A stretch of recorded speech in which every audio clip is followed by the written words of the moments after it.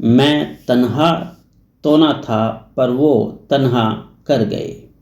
दोस्तों, कभी भी ये शिकायत नहीं करना कि मैं किसी और की वजह से परेशान हूँ। ये परेशानियाँ खुद हम अपने लिए खुद ही जनरेट करते हैं, खुद ही पैदा करते हैं। क्योंकि हमारी सोच में जब ये नेगेटिविटी आ जाती है तो वो नेगेटिविटी हमारे जीवन में भी उतर जाती है। तो इसलिए ऐसा कहना कि मैं किसी और की वजह से परेशान हूँ, मैं किसी और की वजह से दुखी हूँ, ये सत्य नहीं है। क्योंकि आपको दुख और सुख केवल आप ही दे सकते हैं, कोई दूसरा नहीं दे सकता। तो कभी भी जब आपको ऐसा फील होता है कि आप किसी और की वजह से परेशान हैं, किसी और की वजह से दुखी है, तो एक बार जरूर शांत होकर एकांत में बैठकर अपने मन को टटोलना कि क्या ऐसा सत्य है। तो आप पाएंगे कि बिल्कुल नहीं।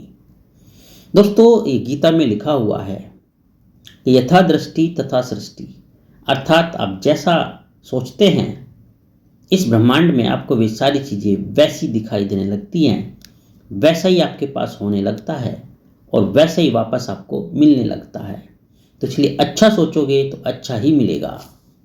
मैं खुद में इतना व्यस्त हो गया कि खुद को ही भूल गया। मैं खुद में इतना व्यस्त हो गया कि खुद को ही भूल गया। मेरे साथ जीने का वादा किया था जिसने, मेरे साथ जीने का वादा किया था जिसने, मैं उसको ही भूल गया। तो दोस्तों, जब आप अपने जीवन साथी को भूल जाते हो, उसको वक्त नहीं देते हो, उसके साथ कुछ अच्छे आनंदमय लम्हे नहीं बिताते हो, तो आपका जीवन सुखी रहना असंभव है।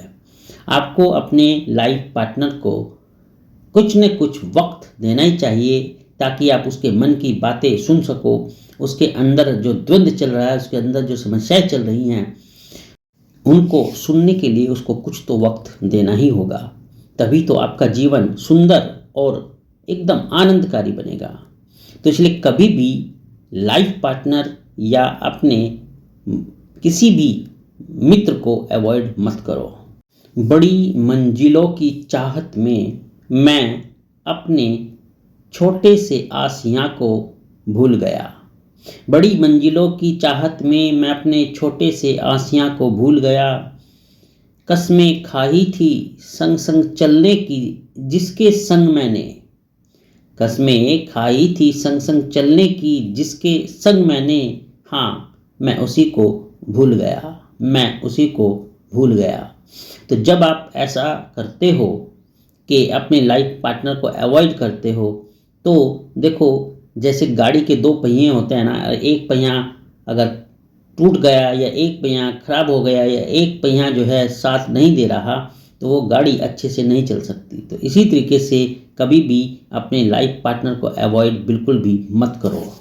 अगर सचमुच एक आनंदमय और एक अच्छा सुखी जीवन जीना चाहते हो तो अपने लाइफ पार्टनर को सुनो, सम्मान दो और उससे उतनी ही सम्मानता से बात करो जितना कि सचमुच होना चाहिए। तो चलिए, उम्मीद करता हूँ ये बातें आपको अच्छी लगी होंगी और आप अपने जीवन में उतारोगे ताकि आपका जीवन बड़ा ही सुखमय और आनंदकारी हो जाए। चलिए, अपना ध्यान रखना। मुझसे जुड़े रहने के लिए आपका बहुत बहुत धन्यवाद।